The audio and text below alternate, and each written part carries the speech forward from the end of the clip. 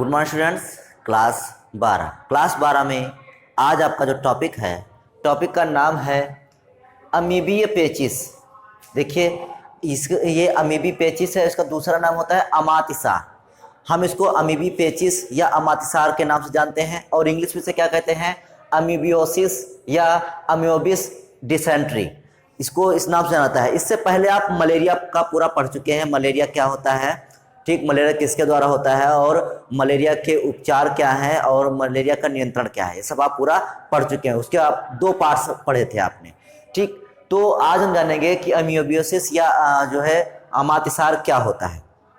देखिए ये एक नॉर्मल बीमारी है। कभी क्या होता है कि आप जो हम लोग हैं, हम लोगों का पेट खराब हो जाता है और पेट खराब होने से क्या होता है, कभी कभी जो मल होता है, मल में जो है ब्लड आने लगता है, ठीक, तो जिसको बोलते हैं अमीबीय पेचिस, ठीक, या अमातिसार। ये एक प्रोटोजोअन रोग है, क्योंकि आप मलेरिया पढ़ चुके हैं, मलेरिया भी एक प्रोटोजोअन रोग था, ठीक। इसी प्रकार से जो अमीबी पेचिस है ये भी एक प्रकार का प्रोटोजोअन रोग है, ठीक। तो आज हम जानेंगे कि जो अमीबी पेचिस अर्थात अमीबियोसिस होता है ये किसके द्वारा होता है, कैसे होता है, इसका नियंत्रण कैसे करेंगे, इसके लिए कौन कौन सी दवाइयाँ उपलब्ध हैं, तो ये सब हम जानेंगे इस टॉपिक में।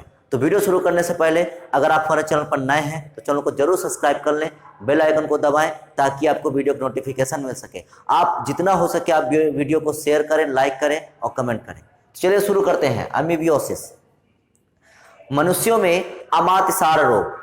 अमातिसार क्या होता है, मतलब जो जिससे हमारा पेट खराब हो जाता है, ऐसा परजीवी जो हमारा लोगों का पेट खराब कर देता है। पेट में जो आंत होती है, आंत के जो कोलन होता है, क्योंकि जो बड़ी आंत होती है, बड़ी आंत के 3 भाग होते हैं, कोलन जो है कोलन, सीकम और जो है रेक्टम, 3 भाग होते हैं। तो ये कोलन जो होता है, कोलन को इन्फेक्टेड करता है, ठीक। तो मनुष्यों में अमातिसार रोग प्रोटोजोआ परजीवी एंटमीबा हिस्टोलिटिका के कारण होता है। मोस्ट इंपॉर्टेंट, अब आपको बता ही चुके हैं, जब प्रोटोजोआ रोग पढ़ाए थे तो माला असली में काला पीला है, पूरा ट्रिक बताई थी आपको। तो उसी ट्रिक से हम इसको याद रखेंगे कि जो अमातिसार है या अमीबियोसिस जो रोग होता है ये किसके द्वारा होता है, तो एंटमीबा हिस्टोलिटिका के कारण होता है। सर्वप्रथम इस परजीवी को लैम्बल, ठीक, लैम्बल और कब 1859 में खोजा। लैम्बल ने 1859 में खोजा, ठीक, या 1859 में किसने खोजा, लैम्बल ने खोजा। किसने खोजा, लैम्बल ने खोजा। तो इस परजीवी की, किस परजीवी की, एंटमीबा हिस्टोलिटिका परजीवी की खोज किसने की, लैम्बल ने की। कब की, 1859 59 में की, 1859 में की। किसने की, लैम्बल ने की। किसकी खोज की, एंटमीबा हिस्टोलिटिका की खोज की। और जो एंटमीबा हिस्टोलिटिका खोज तो इन्होंने कर ली, लेकिन एंटमीबा हिस्टोलिटिका जो है वो रोग फैलाता है, ये किसने बताया, तो इसकी रोग जनकता का पता सर्वप्रथम Frederick Loss. Frederick Loss, Loss मतलब ये मरे हुए नहीं, मतलब इनका नाम ही है फ्रेडरिक लॉस। ये इसका लॉस मतलब ना समझ, लॉस है इनकी, वो मर गए हैं, ठीक। तो इनकी खोज किसने की, वो इसकी रोग जनकता का पता किसने लगाया, फ्रेडरिक लॉस ने लगाया। और जो एंटमीबा हिस्टोलिटिका है इसकी खोज किसने की, तो लैम्बल ने की। लैम्बल ने खोजा और इसकी रोग जनकता अर्थात ये रोग फैलाता है इसके पता किसने लगाया, तो फ्रेडरिक लॉस ने लगाया। कब, 1875 में लगाया। कब लगाया, 1875 में। या परजीवी मनुष्य की आंत में पाया जाता है। मोस्ट इंपॉर्टेंट, जो ये परजीवी है कौन, एंटमीबा हिस्टोलिटिका, ये मुख्यतः माने क्या होता है, अधिकांशतः तो ये मनुष्य की आंत में पाया जाता है। बाकी और 1-2 अपवाद हैं, वो बाई चांस इधर उधर भले पाए जाए, लेकिन जो मोस्टली होते हैं वो कहाँ पाए जाते हैं, मनुष्य की आंत में पाए जाते हैं और मनुष्य की आंत को इन्फेक्टेड करते हैं। आपसे पूछा जा सकता है कि एंटमीबा हिस्टोलिटिका हमारे शरीर का कौन सा अंग को प्रभावित करता है, तो आंत को प्रभावित करता है। अगर आंत में भी ऑप्शन दिया जाए तो बड़ी आंत को प्रभावित करता है, और अगर बड़ी आंत में भी ऑप्शन दिया जाए तो बड़ी आंत का ऑप्शन रहेगा हमारा कोलन, तो बड़ी आंत के कोलन भाग को प्रभावित करता है। और कोलन में किसको प्रभावित करता है, तो कोलन में जो इसकी श्लेष्मिका होता है, और अर्थात इंग्लिश में कहे तो म्यूकोसा एंड सब म्यूकोसा को प्रभावित करता है, ठीक। तो मनुष्य की आंत में पाया जाता है, परंतु जब यह मनुष्य की आंत में फोड़े बना देता है, फोड़े मतलब अल्सर, घाव कर देता है, ठीक। जब यह मनुष्य की आंत में फोड़े बना देता है तो मनुष्य के मल के साथ रक्त आने लगता है। क्यों? क्योंकि जब फोड़े बन जाएंगे तो फोड़ों से क्या होगा? रक्त निकलेगा। रक्त क्या होगा? जो मनुष्य का मल होता है तो मल के साथ रक्त आने लगता है और तभी इसकी उपस्थिति का पता लगता है। तभी इसकी उपस्थिति का पता लगता है कब? जब मनुष्य के मल के साथ ब्लड आने लगता है। ठीक, तो इससे पता चल जाता है कि मनुष्य का जो है पेट खराब है, उसको जो है प्रोटोजोआ एंटीबा हिस्टोलिटिका ने जो है इन्फेक्टेड किया है उसकी आंत को और उसकी आंत में फोड़े बना दिए हैं। ठीक, तब ये पता लगता है। इस रोग को अमातिसार या खूनी पेचिस कहते हैं। जब जब जो है मल के साथ खून आने लगेगा तब इसे क्या कहते हैं? खूनी पेचिस। और इस रोग को क्या कहते हैं? अमातिसार या अमीबियोसिस कहते हैं। तो ये था हमारा अमीबियोसिस। इसमें हमने क्या जाना कि इसकी खोज किसने की? लैम्बल ने की। इसकी रोगजनकता का पता किसने लगाया? फ्रेडरिक लॉस ने लगाया। और ये हमारी जो है आंत होती है, बड़ी आंत, उसमें जो है फोड़े बना देता है जिससे रक्त आने लगता है। रक्त आने से जो है हमें इसकी उपस्थिति का पता लगता है और इसको कहते हैं खूनी पेचिस। अब आगे देखते हैं एंट अमीबा हिस्टोलिटिका क्या होता है। यहाँ तो हमने जान लिया कि अमीबी पेचिस क्या है, ठीक, लेकिन अब एंट अमीबा हिस्टोलिटिका क्या है तो चलिए देखते हैं। देखिए, यह एक सूक्ष्मदर्शी, हम इसको अपनी आंखों से नहीं देख सकते हैं, इसको हम सूक्ष्मदर्शी के द्वारा देख सकते हैं। ठीक, तो यह सूक्ष्मदर्शी अंतःपरजीवी, क्योंकि ये हम लोगों की आंत में रहता है और शरीर के अंदर रहता है, इसलिए अंतःपरजीवी है। एवं एक पोषदी, मोस्ट इंपॉर्टेंट, आपसे पूछा जाएगा कि जो मतलब एंटीबा हिस्टोलिटिका है वो कितने पोषदी है, तो वो एक पोषदी है। और कैसा है? प्रोटोजोआ है। क्या है ये? प्रोटोजोआ है। तो यह सूक्ष्मदर्शी अंतःपरजीवी एवं एक पोषदी प्रोटोजोआ है। यह मनुष्य की आहार नाल की कोलन, कोलन क्या होता है हम आपको बता ही चुके हैं अभी। आहार नाल क्या होता है? मुंह से लेकर गुदा तक फैली एक नली होती है जिसको हम क्या बोलते हैं? आहार नाल बोलते हैं। इससे में भोजन का पाचन होता है। ठीक, मुंह से लेकर गुदा तक फैली आहार नाल होती है। और जो बड़ी आंत होती है, बड़ी आंत के प्रारंभिक भाग को कोलन कहते हैं। ठीक, कोलन, सीकम एंड रेक्टम, 3 भाग होते हैं इसके। तो कोलन की म्यूकोसा व सब म्यूकोसा पर आक्रमण करके इस जो है आक्रमण करके आंत की भित्ति में फोड़े अर्थात अल्सर बना देता है। मतलब आपसे पूछा जाएगा कि ये कैसा है, तो सूक्ष्मदर्शी अंतःपरजीवी और एक पोषदी प्रोटोजोआ है। ये किसको इन्फेक्टेड करता है? तो ये मनुष्य की आहार नाल के कोलन की म्यूकोसा एंड सब म्यूकोसा पर आक्रमण करके जो है आंत की भित्ति में फोड़े बना देता है। मतलब म्यूकोसा और सब म्यूकोसा को इन्फेक्टेड करता है।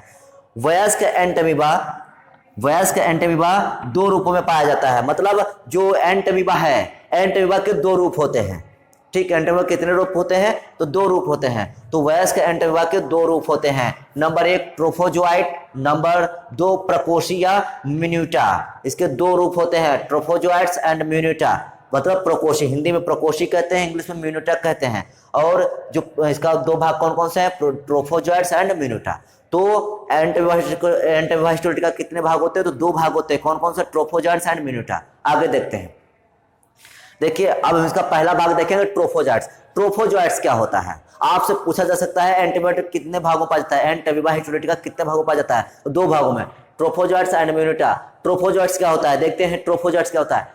यह गतिशील रूप में जो भोजन ग्रहण करने में सक्षम होता है। मतलब ट्रोफोजोआइट्स क्या है? जो गतिशील हो और भोजन ग्रहण करने का काम करता है। आपसे पूछा जाएगा भोजन कौन सा रूप ग्रहण करता है? तो ट्रोफोजोआइट्स भोजन को ग्रहण करता है।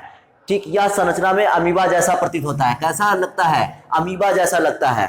ठीक, संरचना में कैसी होती है इसकी? अमीबा की जैसी होती है, परंतु इसमें गति के लिए केवल एक ही स्यूडोपोडिया बनता है। देखिए, अमीबा में होता है 2 स्यूडोपोडिया अर्थात असत्य पैर, अर्थात जो है जो स्यूडोपोडिया होते हैं उनको बोलते हैं असत्य पैर, या शुद्ध भाषा में कहें तो कूटपाद बनते हैं।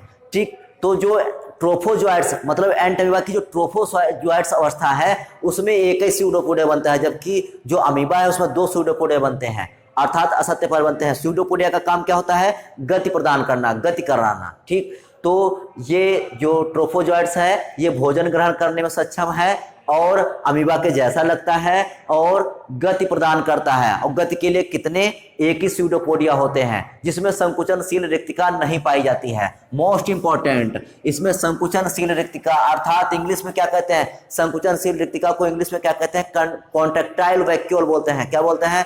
Contractile vacuole. जैसे अमीबा होता है तो अमीबा में 2 प्रकार की रिक्तिकाएं पाई जाती हैं, एक कॉन्ट्रेक्टाइल वैक्यूल एंड एक फूड वैक्यूल। दो वैक्यूल होती है, एक कॉन्ट्रेक्टाइल वैक्यूल एंड दूसरी फूड वैक्यूल होती है। फूड वैक्यूल में क्या होता है, भोजन को पचता है। कॉन्ट्रेक्टाइल वैक्यूल का काम क्या होता है, जो जल परासरण, मतलब कितना जल शरीर के अंदर जाना है, कितना शरीर के बाहर रहना है, इसका नियंत्रण करता है कॉन्ट्रेक्टाइल वैक्यूल, ठीक, संकुचनशील रिक्तिका। अब देखिए जो एंट अमीबा हिस्टोलिटिका होता है वो तो आंत में पाया जाता है, तो वहां कौन सा पानी भरा हुआ है, तो उसके लिए जो कॉन्ट्रेक्टाइल वैक्यूल है अर्थात कहें संकुचनशील रिक्तिका, उसकी कोई आवश्यकता ही नहीं है। तो इसमें क्या होता है, इसमें संकुचनशील रिक्तिका पाई नहीं जाती है। जबकि अमीबा वगैरह पानी में रहते हैं तो इसलिए उनको पानी को नियंत्रित करना पड़ता है, इसलिए संकुचनशील रिक्तिका अर्थात कॉन्ट्रेक्टाइल वैक्यूल उसमें होती है, इसमें नहीं होती, कोई जरूरत ही नहीं क्योंकि आंत में पाया जाता है, ठीक। यह होलोजोइक न्यूट्रिशन दर्शाता है। होलोजोइक न्यूट्रिशन क्या होता है, ठीक, होलोजोइक या होलोफिटिक, दो प्रकार के न्यूट्रिशन होते हैं, होलोजोइक या होलोफिटिक। होलोजोइक क्या होता है कि ऐसा न्यूट्रिशन जो जंतुओं के जैसा हो, जैसे हम लोग भोजन करते हैं, हम लोग क्या करते हैं, पेड़ पौधों से भोजन प्राप्त करते हैं, ठीक। ये लोग क्या करते हैं, सड़ी गली वस्तुओं या किसी परजीवी के अंदर रहकर उनसे अपना भोजन प्राप्त करते हैं, मतलब ये भोजन को चूसने का काम करते हैं, ठीक। तो ये जंतुओं के जैसा इसमें अपना पोषण करते हैं, जैसे जंतु अपना पोषण करते हैं उसी प्रकार से ये भी अपना पोषण करते हैं, इसलिए होलोजोइक होते हैं। अब होलोफिटिक क्या होता है, होलोफिटिक मतलब होता है कि जो पौधों के जैसा मतलब पौधों के जैसा अपना पोषण प्राप्त करे।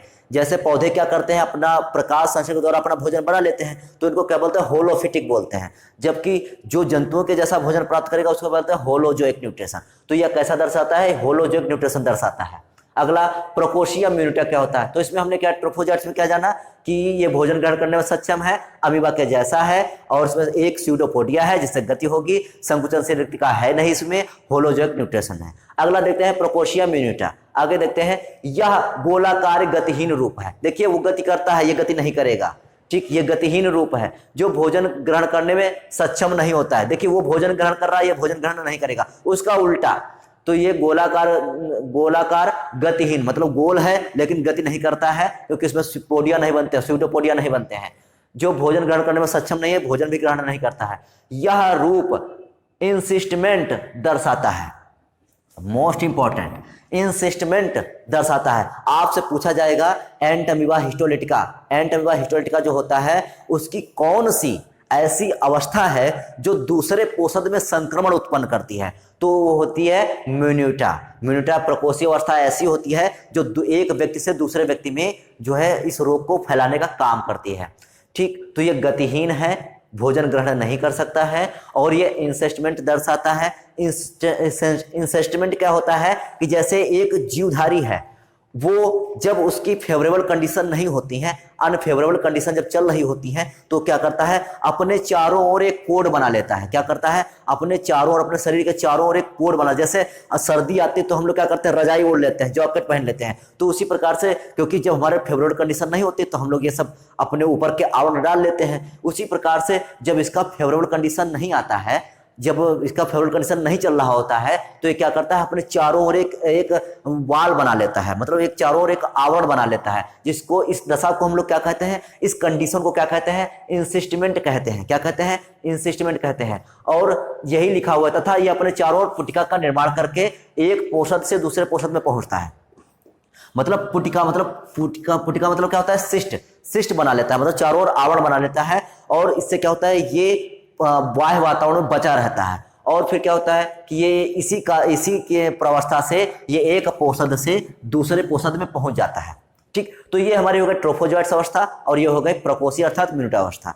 अब आगे देखते हैं इसके उपचार क्या हैं। अगर मान लीजिए हो जाए, ये दिक्कत हो जाए, तो हमें क्या उपचार करने होंगे। तो देखिए आयोडीन युक्त, मतलब आयोडीन युक्त ऐसी टैबलेट्स, ऐसी औषधियां जिसमें आयोडीन हो, तो आयोडीन युक्त डायडोक्विन, कौन सा, डायडोक्विन, एमजोल, ठीक, डायडोक्विन, एमजोल, वायोफार्मा, एरिथ्रोमाइसिन, ह्यूमैटिन, एमिक्लिन आदि औषधियां आती हैं। ये सब औषधियां हैं। ये हमें औषधियां 2-3 तो नाम याद रखना पड़ेगा। हो सकता है एक नंबर में पूछ दे आपसे कि जो है एंटीबायोटिक के लिए उपचार के लिए कौन सी औषधि का प्रयोग करता है, एक नाम बताइए, 2 नाम बताइए। तो आयोडीन युक्त कौन सा, डायडोक्विन, एमजोल, बायोफार्मा, एरिथ्रोमाइसिन, कोई भी 2 नाम, आप 2-3 नाम याद रखिए। एक इंजेक्शन आता है इसका, M18 इंजेक्शन है, M18 का एक इंजेक्शन आता है, तो ये इंजेक्शन को लगाने से भी राहत मिलती है। तो M18 का इंजेक्शन आता है, ठीक, M18 एक इंजेक्शन है, बाकी वो सब टैबलेट्स हैं। आगे नियंत्रण, कंट्रोल क्या होता है इसका, कैसे देखिए जो एंटीबायोटिक का होता है तो ये दूषित खाने से और दूषित पानी पीने से होता है। अगर हम दूषित खाना ना खाएं और दूषित पानी ना पिए तो हम स्वस्थ रहेंगे। तो यही अगर हम बचा ले जाएं तो यही हमारा जो है इसका नियंत्रण है।